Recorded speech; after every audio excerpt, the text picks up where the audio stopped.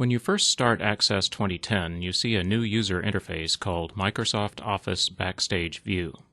Backstage View is always available by clicking the File tab on the ribbon. I don't have a database open yet, so the first available command is Open. Further down, the New page is selected by default.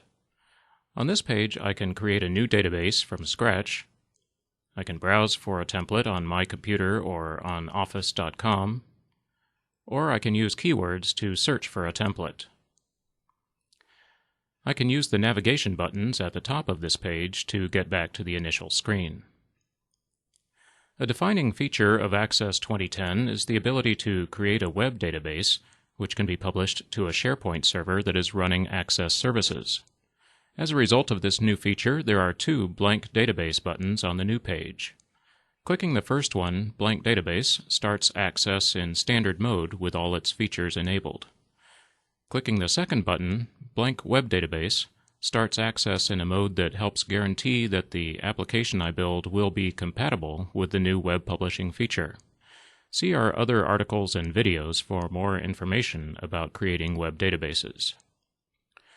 The Recent page shows me a list of recent databases that I have used. I can pin frequently used databases to the Recent Databases list. This moves a database to the top of the list and keeps it there so that it's always available. On the Help page, I can get support, set access options, or check for Office updates. This page also contains license and version information for my copy of Access. I'll go back to the Recent tab and open the Contacts web database. Backstage View disappears, but I can get back to it by clicking the File tab.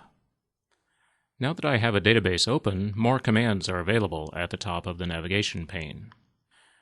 Access defaults to the Info page. This is where you find the Compact and Repair command and the Encrypt with Password command. And since this is a web database, this page also contains a button for publishing the database to Access services.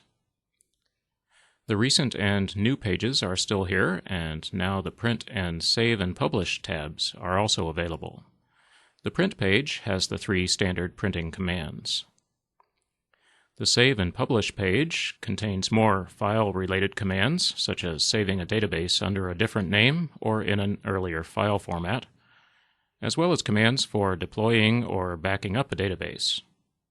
You can also save a database object as a new object, or publish the object as a PDF or XPS file.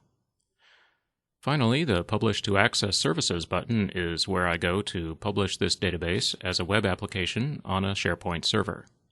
I can check the database for compatibility with SharePoint, enter a server URL and site name, and then click Publish to Access Services. Of course, this feature is covered in more depth in other Office.com articles and videos.